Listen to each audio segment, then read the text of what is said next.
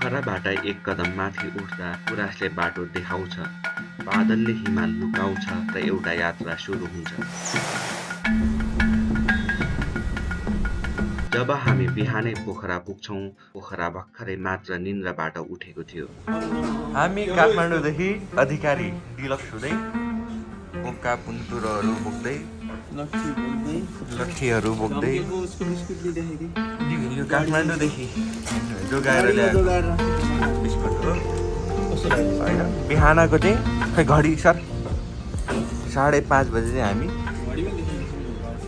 5:30 बजे पोखरामा अवतरण गरेर कालो चिया खाँदैछौँ। कालो होइन रातो। बिहान सबेरै पोखरामा खाजा खाएपछि हामी घोरे पानी जानको लागि गाडी खोज्न हरिचोकसम्म पुग्छौँ। र यो हरिचोक हो। यहाँदेखि चाहिँ टक्क गाडीमा चढेर हामी घोरे पानीतिर सिधै जान्छौँ। जाडो छ मौसम एकदम। गाडी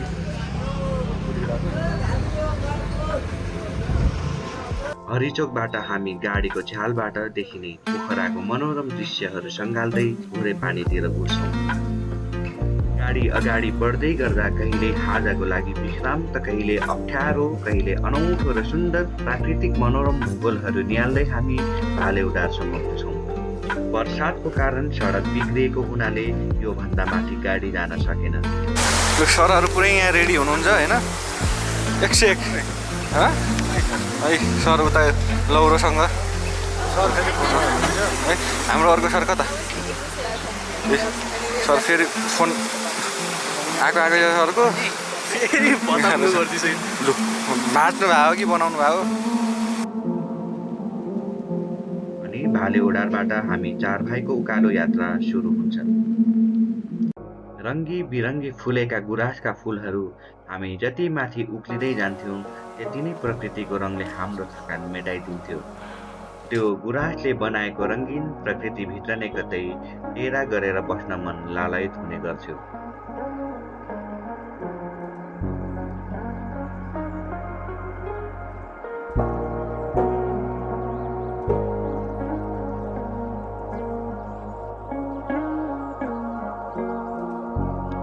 घोरे पानी पुग्दा बादलले सबै ढाकिसकेको थियो।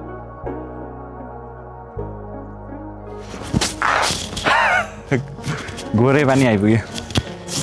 अब त्यहाँ अगाडि चाहिँ इन्ट्री गर्नुपर्दो रहेछ अनि त्यहाँदेखि फर्दर माथि जान मिल्ने रहेछ। उता सुनिल इन्ट्री गर्न गएको छ।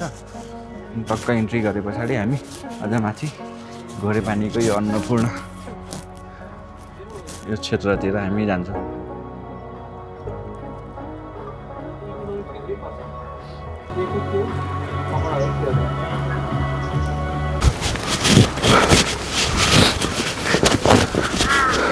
यहाँ ठ्याक्कै घोरे पानीमा आइपुगेपछि चाहिँ होइन यही रुटहरू ट्र्याक हुँदै तपाईँ घान्द्रुक हुँदै पोखरातिर नै वापस जान सक्ने रहेछौँ। ठ्याक्कै यहाँदेखि चाहिँ घान्द्रुक चाहिँ 14 किलोमिटर रहेछ।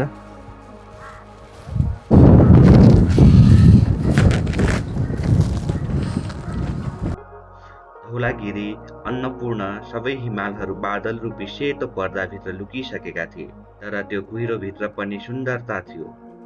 गुराँसको रातो रङ कुहिरोसँग मिलेर एउटा सपनाको जस्तो संसार बनाएको थियो। अहिले चाहिँ हामी ठ्याक्कै त्यो घोरे पानीमा आइपुग्यौँ। अहिले दिउँसोको करिब 1:30 बजेतिर हामी आइपुगेका थियौँ। अनि यहाँदेखि देखिने दृश्य चाहिँ एकदम भवाले अति नै भवाल छ। अगाडि चाहिँ भर्खर डाँडामा हिउँ पनि परिरहेको छ अनि पुरै ढकमक्क गुराँसहरू फुलिरहेछ। झन् गुराँसको यो फुलले चाहिँ यहाँको इन्भाइरोमेन्टमा चाहिँ अझ सौहार्द थपिदिएको छ। जस यहाँ आइपुग्न चाहिँ एकदमै वर्थी भएको छ है आज।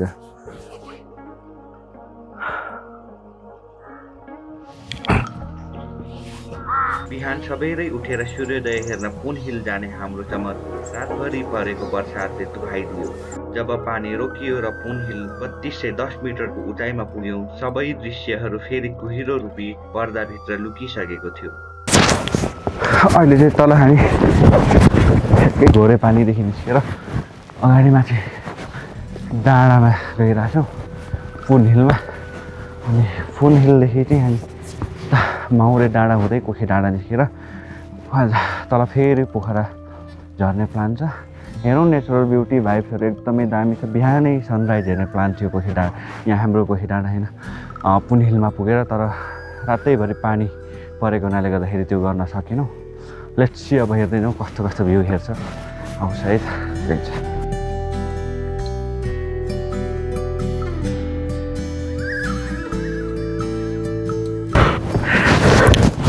हाम्रो हिँडाइ राम्रै चलिरहेछ।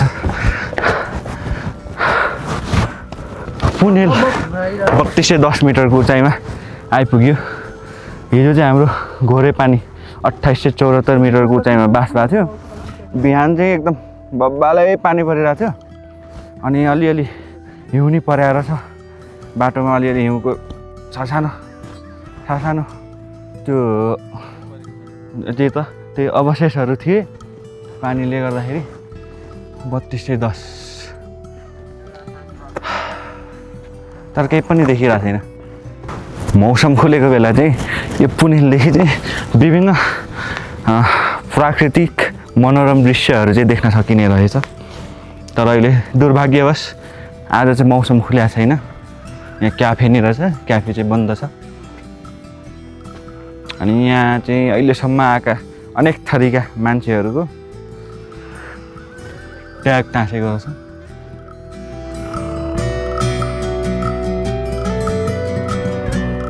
पुन हिललाई बादलको घुम्रोभित्र राखेर हामी पोखे डाँडातिर लाग्छौँ, तर मौसम भने अझै खुलिसकेको थिएन।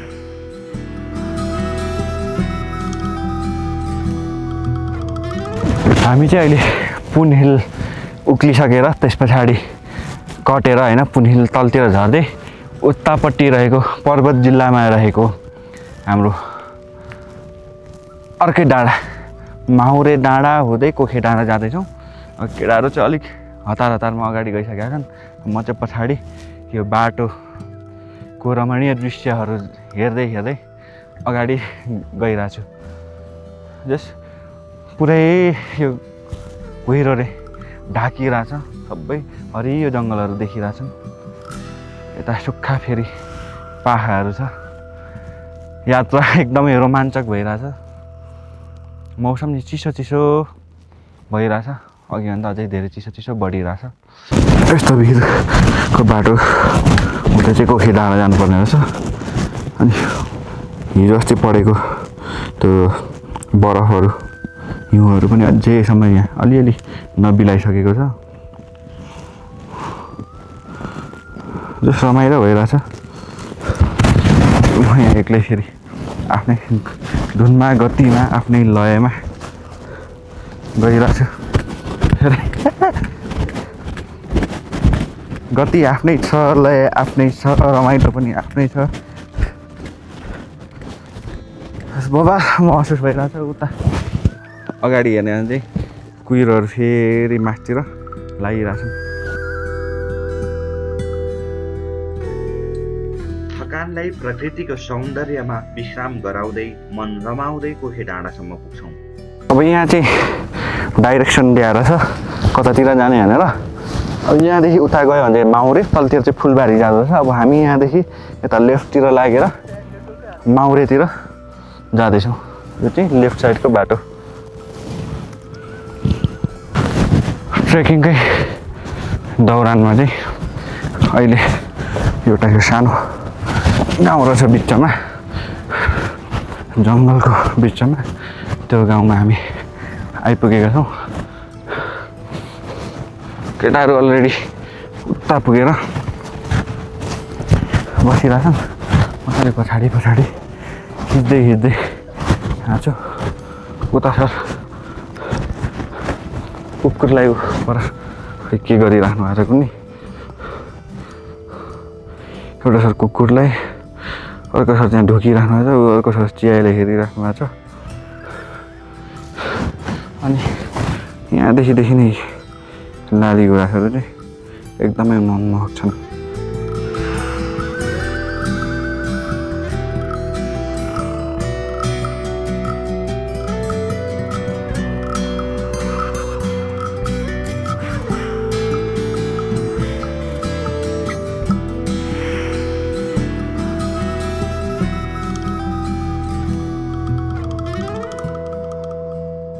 यहाँदेखि चाहिँ डाइरेक्सन लिने ठाउँ छ। अनि यो चाहिँ ठ्याक्कै हामी कोखे डाँडा जाने बाटोमा छौँ होइन। अनि यो तलतिर चाहिँ खोप्रा डाँडा अरे, टिकोट भिलेज, शिखा, स्वात, भालखारा, ओपन स्काई रेस्टुरेन्टले यो गरेको रहेछ। अनि यता माथितिर चाहिँ हामी कोखे डाँडा जाने बाटो हो। अब यो बाटो हुँदै अब कोखे डाँडा लागिरहेछ। मौसम चिसो छ, चिसो भयो नि एकदमै रमाइलो रोमाञ्चक भइरहेछ। चिसो रमाइलो भइरहेछ। अब यहाँ लाग्छ होला अझै नै, खै त्यहाँ अब यति किलोमिटर भनेर चाहिँ लेखा छैन होइन, कति डिस्टेन्समा कोखे डाँडा छ भनेर। तर जस यो बाटो हिँडिराख्न एकदमै मजा नै भइरहेछ। नयाँ बाटो, नयाँ ठाउँ, चिसो मौसम, कुहिरोले पुरै ढाकिरहेछ। घाम लाग्यो भन्दा चाहिँ एकदम ठिक छ हिँड्नलाई। मौसम चाहिँ घाम लाग्यो भने त 12 बजिहाल्छ। यस हिँड्न रमाइलो भइरहेछ। स्याहाँ बढे नि यस्तो छ यताको बाँकी माहौल चाहिँ। हामी चाहिँ पुन हिलदेखि कोखे डाँडासम्म जाँदाखेरि अविस्मरणीय क्षणहरू चाहिँ कैद गर्दैछौँ। सर एकदमै व्यस्त हुनुहुन्छ आफ्नै मोबाइलमा। अनि अहिले चाहिँ यस्तो दामी डाँडामा आइपुगेका छौँ। तेर्सो बाटो छ यहाँदेखि।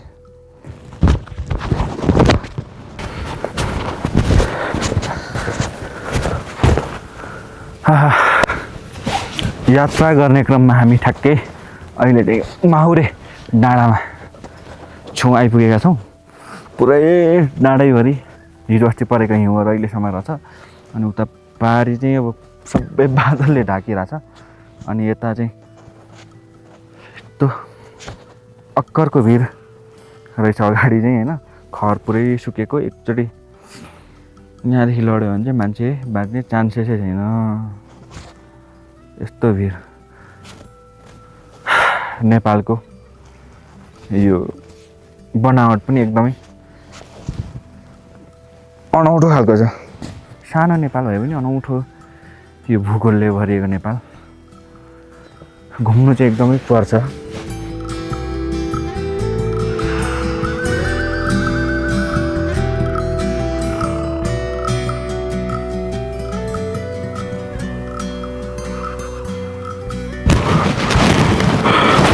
अब हामी यो 360 डाँडातिर गइरहेछौँ।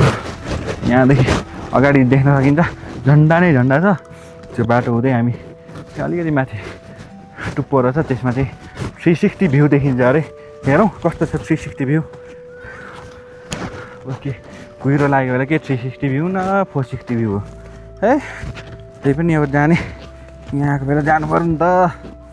360 भ्यू हेर्न। दुर्भाग्य हाम्रो कोखे डाँडा पनि पुरै कुहिरो रूपी घुम्टो ओढेर हाम्रो प्रतीक्षा गरिरहेको रहेछ।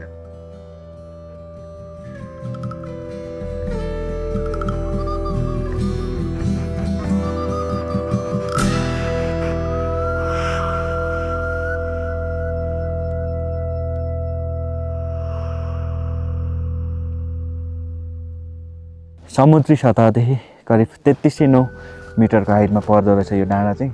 अनि यहाँ चाहिँ विभिन्न देशको झन्डाहरू पनि देखिन्छ। वरिपरि सबै देशको झन्डाहरू हालेको रहेछ।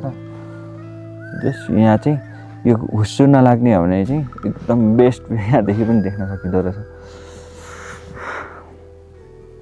मौसम एकदमै चिसो थियो, भोक लागेको थियो। पोखे डाँडामा खाजा खायौँ। हाम्रो यात्रा समाप्त भयो। भोकले व्याकुल भएर बसिरहेको छौँ होइन। अब टक्क यहाँ चाहिँ चाउसो राराको सुप खाने। एउटा भोकले लुत्रिसक्यो, नुहाइसक्यो। भोक किन भोकले साह्रै हो सर? अनि यसरी अनि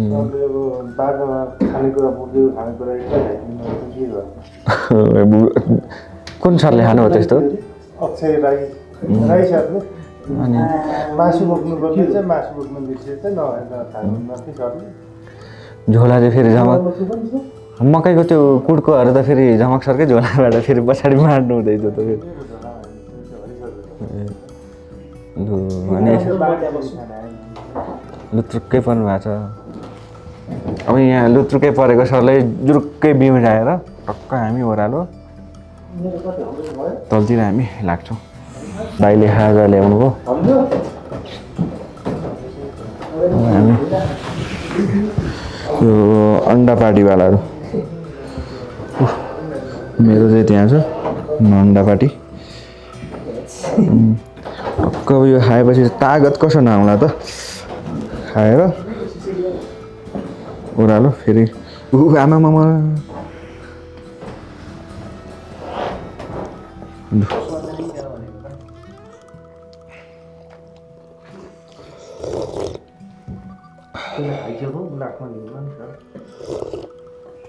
लुगाएर राखे तेरो चिउरा आउँदैछ हौ।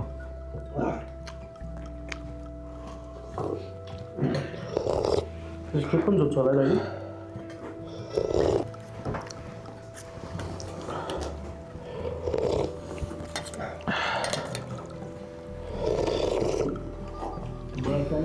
गुराँस झर्छ, बादल सर्छ, तर यो यात्राको स्मृति सधैँ बाँकी रहिरहन्छ।